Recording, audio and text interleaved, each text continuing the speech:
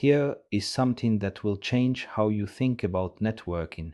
Failure is not an edge case. Failure is the normal state of mobile networking. Networks drop packets, servers go down, connections time out, cell towers hand off, tunnels happen, and if your app does not handle these failures gracefully, your users will notice. They will see spinners that never stop, errors that make no sense, and data that silently disappears. Today we are going to talk about the three pillars of resilient networking: timeouts, retries with exponential backoff, and knowing when to give up. These are not advanced topics, they are fundamental. Every production app needs them, and understanding why they work the way they do will make you a much better engineer. A timeout is the simplest form of failure handling. You set a maximum wait time, and if nothing happens within that window, you give up. But OKHTTP has three different timeouts, and understanding what each one does matters. The connect timeout is how long OKHTTP will wait to establish a TCP connection. If the server is unreachable or the network is down, this fires. Default is 10 seconds. The read timeout is how long OKHTTP will wait for the next byte of data once the connection is established. If the server is processing a slow query and not sending anything back, this fires, also 10 seconds by default. The call timeout covers the entire operation: DNS, connection, request, processing, and response. It is the maximum end-to-end duration. By default, it is 0, meaning no limit. You should set it. If you do not, a request that connects fine but receives data at a trickle of 1 byte per second could keep your coroutine tied up for hours. Choosing timeout values is more art than science, but there are good principles. Start with user expectations.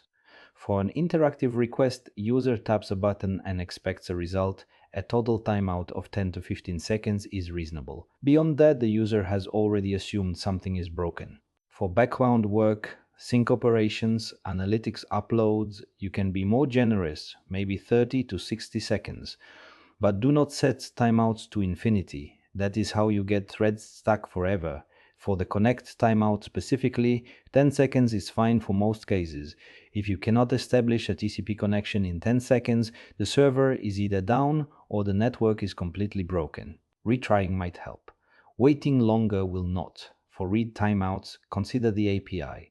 If you know a particular endpoint is slow, maybe it generates a report, you might increase the read timeout for that specific call. OKHTTP lets you create per-request clients with custom timeout values using the new builder method, so you can customize without changing your global defaults.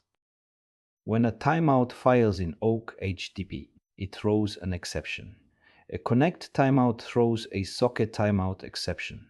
A read timeout also throws a socket timeout exception. A call timeout throws an interrupted I/O exception. In your coroutine, this means the suspend function throws, and your try-catch block catches it. But here is the important question: what do you do next? Just showing an error message is a terrible experience. The user does not care that a socket timed out. They care that the thing they asked for did not work. A better approach is to retry, but retrying naively, immediately, over and over, is even worse. That is where backoff comes in. Exponential backoff is a simple but powerful idea. When a request fails, you wait before retrying, and each time it fails again, you wait longer. The pattern typically looks like this: first retry after 1 second, second retry after 2 seconds, third retry after 4 seconds, fourth retry after 8 seconds, fourth retry after 8 seconds. Why not just retry immediately? Because the failure probably was not random. If the server is overloaded, hammering it with immediate retries makes the problem worse. You are adding load to an already struggling system. By backing off exponentially, you give the server time to recover, and if the failure was a transient network issue, a brief packet loss, a tower handoff, the brief wait often means the next attempt succeeds. The math here is on your side.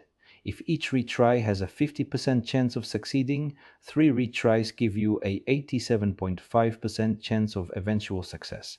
4 retries, 93.75%.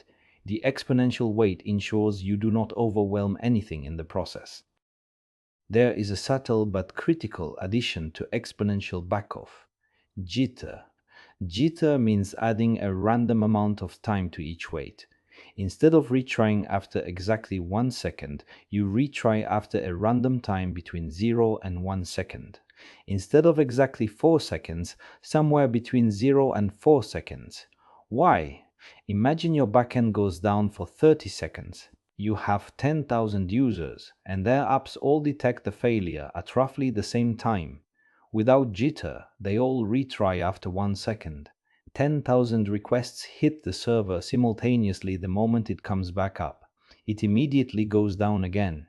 This is called the thundering herd problem, and it is devastatingly common. With jitter, those 10,000 retries are spread randomly across the wait window. Instead of a spike, the server sees a gradual ramp-up. It can handle that. Jitter is one line of code. Multiply your backoff delay by a random value between 0 and 1, but it can be the difference between a graceful recovery and a cascading failure. Exponential backoff solves the timing problem, but you also need to decide when to stop retrying. Retrying forever is not an option. Your user is staring at the screen, waiting. The standard approach is to set a retry budget, a maximum number of retries. 3 to 5 retries is typical. With exponential backoff, 3 retries is typical. With exponential backoff, 3 retries take about 7 seconds total. 1 plus 5 retries take 31 seconds. 1 plus 2 plus 4 plus 8 plus 16. That is probably the outer limit for interactive operations. You can also set the budget by total time rather than count. Retry for up to 30 seconds, then give up. This is often more intuitive because it maps directly to user patience.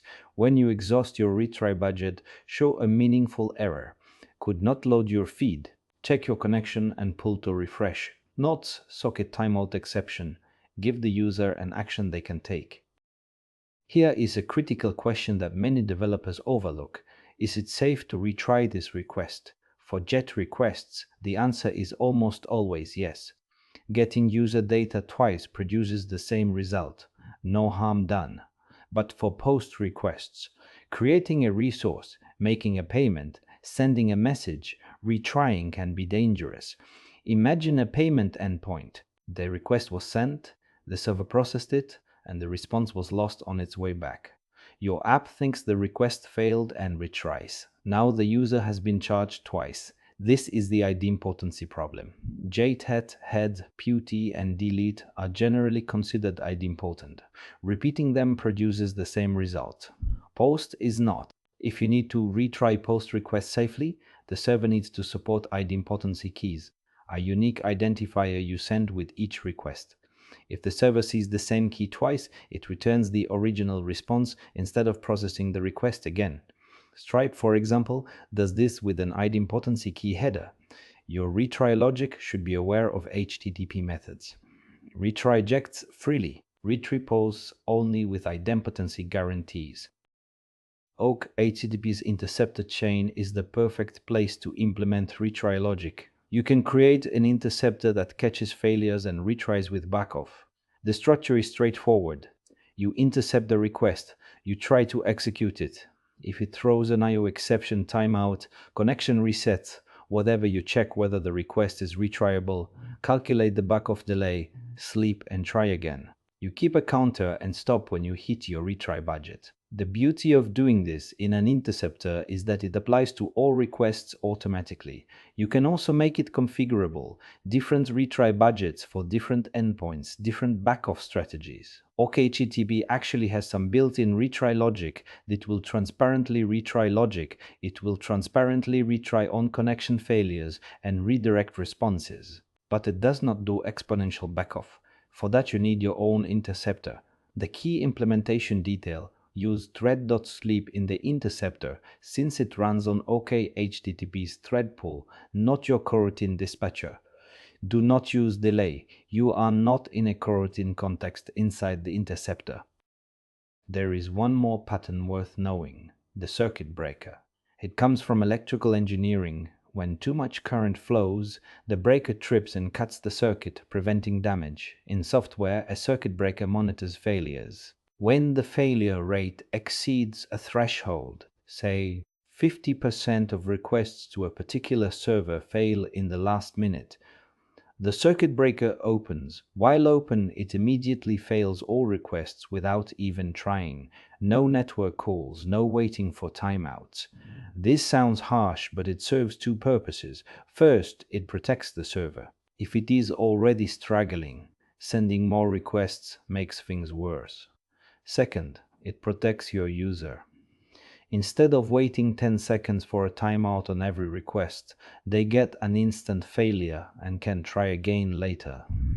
After a cooldown period, the circuit breaker enters a half-open state. It lets one request through to test if the server has recovered. If it succeeds, the breaker closes and normal traffic resumes. If it fails, the breaker opens again. While Android apps do not typically implement full circuit breakers, the concept is powerful. Even a simple "if the last 3 requests to this endpoint failed, show cached data instead" is a mini circuit breaker. Let me give you the complete picture of resilient networking. Set appropriate timeouts, connect, read, and call, so you never wait forever. When a request fails, retry with exponential backoff and jitter. Limit retries with a budget, either by count or total time. Only retry idempotent operations, or use idempotency keys for non-idempotent ones. Consider a circuit breaker for persistent failures. And always have a fallback, cache data, a meaningful error message, an offline mode. This is not optional complexity. This is what separates a professional Android app from a toy. Your users are on trains, in elevators, in basements, in countries with unreliable infrastructure. They deserve an app that handles failure as gracefully as it handles success. Let us recap. Timeouts prevent infinite waits. Use connect, read, and call timeouts together. Exponential backoff spaces out retries 1, 2, 4, 8 seconds. Jitter adds randomness to prevent thundering herds. A retry budget limits total attempts. 3 to 5 is typical.